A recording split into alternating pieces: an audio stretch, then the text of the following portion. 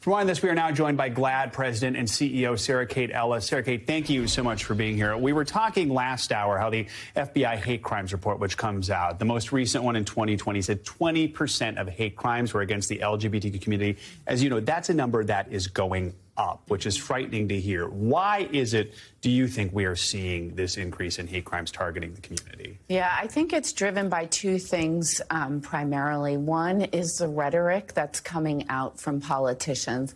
They're using our community as political footballs, and they're spreading lies and hate about our community. Just this past year alone, there have been over 300 anti-LGBTQ bills proposed.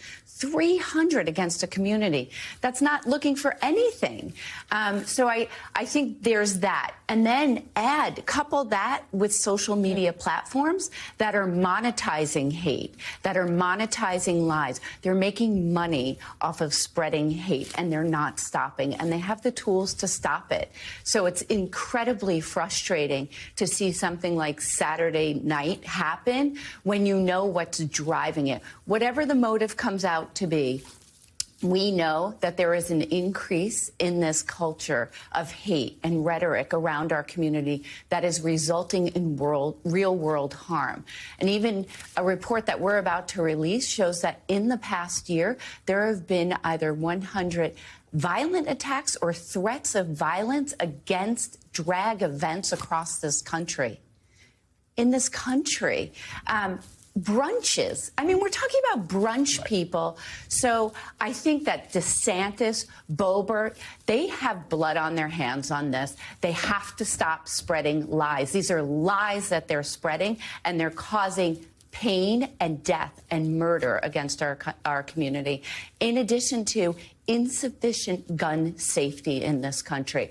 Couple that all together, and you have what happened on Saturday night. And you have it, in this city alone, in New York City, on Saturday night, a brick was thrown through a gay bar in Hell's Kitchen. That's the fourth time that happened in a week to that bar.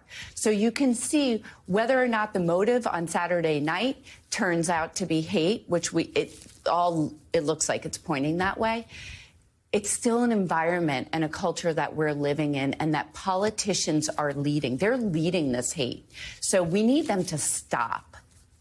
I want to talk specifically about what we just saw happen in Colorado Springs over the weekend, and then kind of use it to broaden out what this can do, what the mental health impact of some of this is. First, I want to play some sound from a survivor of the shooting, and then we'll talk right after that. Our safe space is no longer our safe space. We come here to enjoy ourselves, to get away like everybody else does, to get away from the BS, just for a couple hours. How can we do that now? We can rebuild. People will donate. People will and it's very appreciative. But how can we move on? What kind of effect does an attack like this that specifically happens at, what's a safe space for this community, what does that have generally, the impact on the LGBTQ community? It's devastating. I mean, there are so few places that we can truly be ourselves and not feel threatened. And to take one of those spaces and decimate it, we have our team at GLAAD on the ground in Colorado Springs for the week to help rebuild or help the folks who are there. I also want to point out that it's really important that there's a Colorado fund that folks can give to. It's called the Colorado Healing Fund.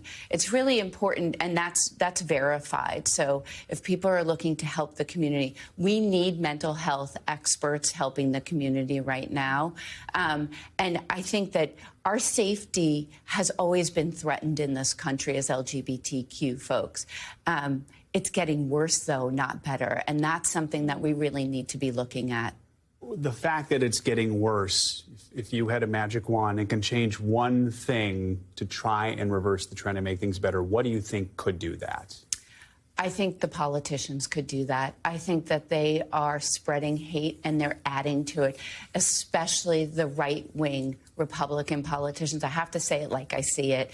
And if they would stop and they would embrace our community and stop using us to create fear and to generate votes for themselves, we would see an enormous change in the culture in this country.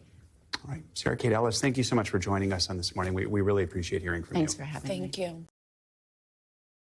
Thanks for watching our YouTube channel. Follow today's top stories and breaking news by downloading the NBC News app.